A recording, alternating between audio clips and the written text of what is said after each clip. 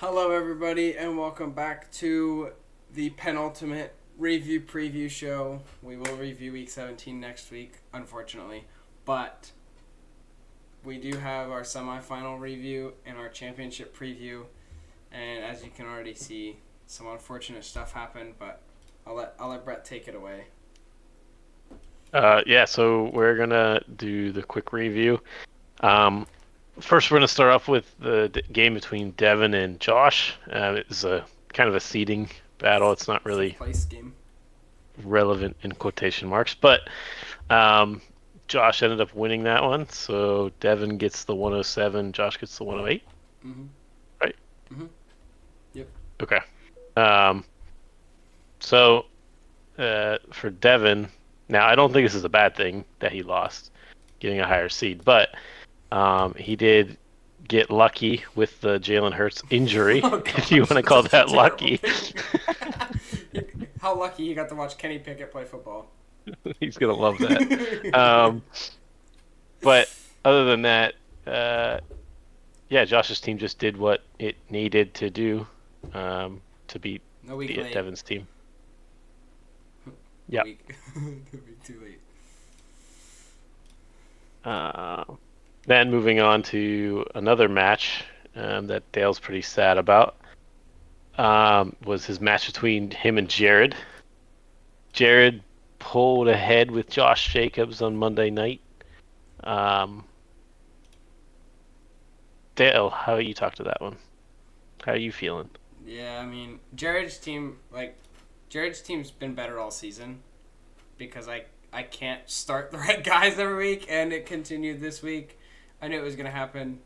Uh, I can't make all the right start sit decisions. I just have too many options that are in the same area, and here it is. Jonathan Taylor over literally anybody that I started would have won me this week. If I would have sat Josh Allen, that would have been my best lineup this week. Well, yeah, that's actually crazy. But credit to Jared, he gets back to the championship for the second straight year and continues to own me. Well said. And I'm on Sad 9, not Stroud 9. And the other matchup that was kind of the David and Goliath ish match. Hunter versus JGF. Hunter squeaked it out, even with the goose egg from Kamara, who was injured. Um, JGF up a good fight, though. He I would have mean, beaten me or Jared. That's the crazy part. yeah, his team did really, really good. It just you Yeah. can't bet on the Rattler. He just is terrible. Yeah, that was. Yeah. He had Kenny Pickett on his bench score better than Rattler. When Hunter's team hits, nobody can beat it, I think. And, it's hit more often than any other team in the league, so this is how Hunter's found himself in the championship. Yep. So that means Hunter and Jared are going to be in the championship match, while JGF and Dale are going to be battling for the 9 and 10 Yep. Go, spot. JGF. Go, JGF. Go, JGF. Anyway, unfortunately, we're recording this on Tuesday, Christmas Eve, which means we do not have a cool, matchup here for Jared and Hunter's championship game. But the two best regular season teams are the two in the championship. I honestly, Hunter's team is very interesting to me. Like, if Kamara plays, I think he's gonna win. If he doesn't, I think that opens a door that's already cracked open for Jared to win. I think it breaks it open if Kamara doesn't play. I'd put it if Kamara's on the field, I'd say it's 75-25 Hunter. If he does play, I think it's or no, sorry, that's if he does play. It's 75-25. I think if he doesn't, it's probably 50-50. Where do you sit on that, Brett? Yeah, I mean, I'm rooting for Jared, um, just because of all the backlash he's been getting in the chat, um, all the hate that's been thrown from the commissioner. Um, Um, no, but I think the one thing Hunter has going for him is none of his starting team got injured. So even when he doesn't set his lineup, which he's been doing all year long, not Yeah. doing, he doesn't have to worry about anyone putting up a zero. Unless Kamara, like you said, Yeah. doesn't come back. Um, That's a juicy matchup if he does play. Playing the Raiders. yeah, I think And they one have thing on nothing Jared's else. team. Yeah, one thing on Jared's team that I'm worried about is Patrick Mahomes versus the Steelers. Ooh. Well, Um, he could go Rodgers.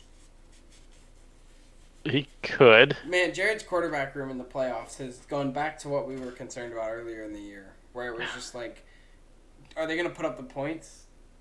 Like Tua's turning back into a pumpkin again. He's reached that point where he plays 6 good games and then he can't do anything else. And he's going to Cleveland, and it's supposed to be cold, And it's and Tua yeah. cannot play in the cold. Tua hates the cold, but the good thing for the Dolphins is it is a bad team. They're playing a bad team. Who are they playing? The Browns. Oh, okay. Brett. I just wanted to hear you say it. Okay. Those two phrases Well, back listen, to back. it's a rebuilding year. We're tanking for Shadur, and Shadur?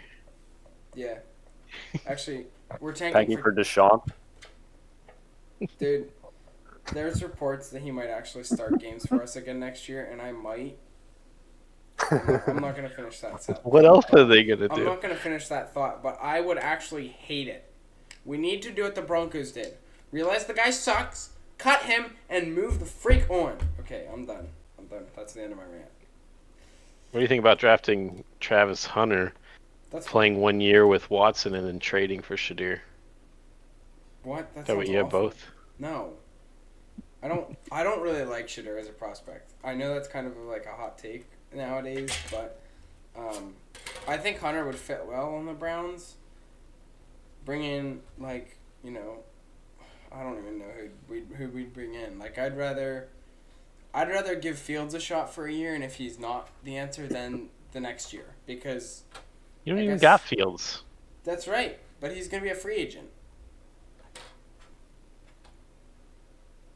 That's my thought. But we'll see how it plays out. I think Hunter will win this matchup, but it'll be interesting to see how Jared's team performs because he also has those peak weeks from time to time. Brett, do you have an official prediction to log here? My prediction is Jared. Ooh. Go for the underdog. Go for the back-to-back. The underdog. I'm sorry, he's the defending champion. I just think, based off the Season. two quarterbacks that he's got, that he kind of needs to pop off. Yeah. He's going to get some pretty good teams and weather. That's fair. And I don't know if you guys have heard him at all, but Josh is also here. So Josh, do you have an official prediction for this matchup, Hunter versus Jared? I think it'll probably be Hunter, but I could see Jared winning if Tua doesn't have a terrible week. Ooh.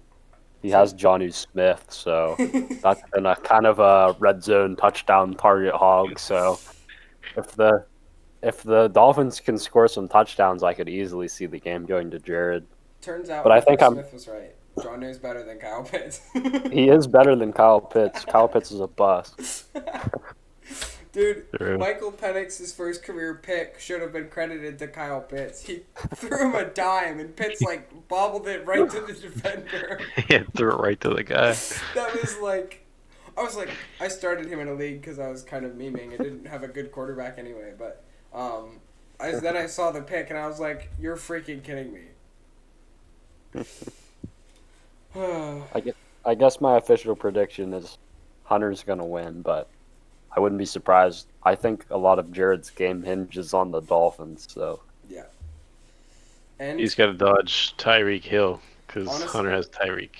honestly, I'd be disappointed in Jared if he didn't roll out the 13 personnel this week and go 3 tight ends. Talk about playing smash mouth football. Roll out the heavy set in championship week to go for the dub. I don't know. I think you should do it. Maybe. Did you do injuries? No, we didn't talk about injuries, but this past week we had Jalen Hurts got a concussion early in that matchup, like we talked about in the review for Evan and Josh's matchup.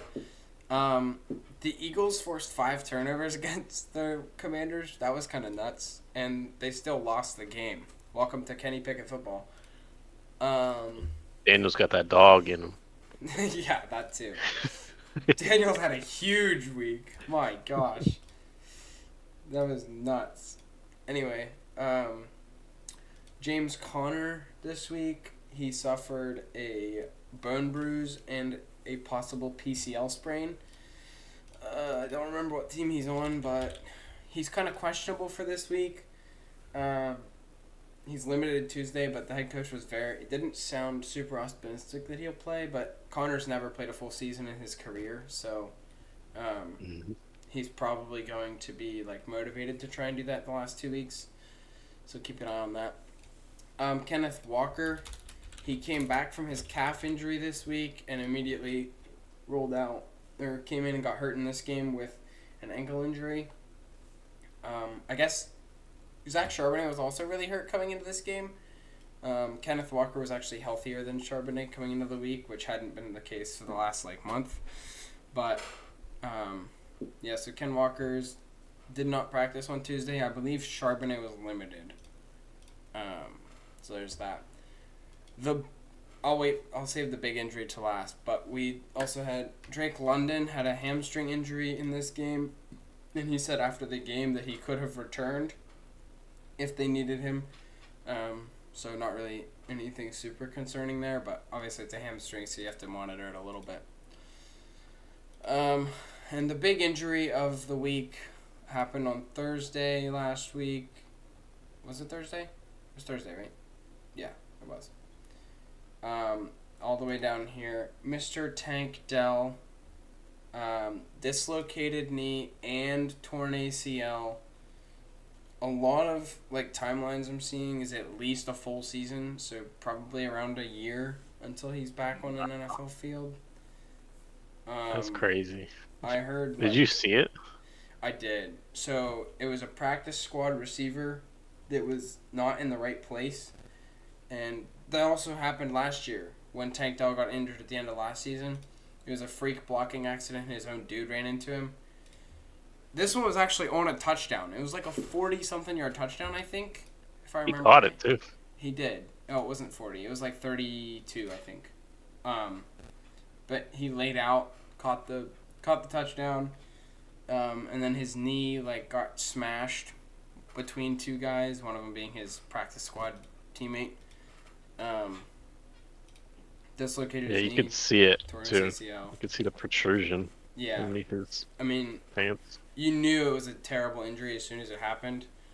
Oh, yeah. And honestly, you just feel bad for Tank Dell. He got shot, too, in the offseason. The injury luck that Tank Dell's been on is not enviable at all. And he's been, he was disappointing this year, but I feel that's because of the expectations that were placed on him. This was his best game of the season. Mm-hmm. And, now he's probably done for obviously the rest of this season, but he's probably going to miss training camp. He probably won't start practicing till week 2 or 3 next season at least, maybe longer. And you can't feel worse for a guy. But that will lead us into our piece of NFL news here. We've talked about this guy multiple times, and he's honestly he's almost becoming irrelevant to the point we don't need to talk to him anymore, but Deontay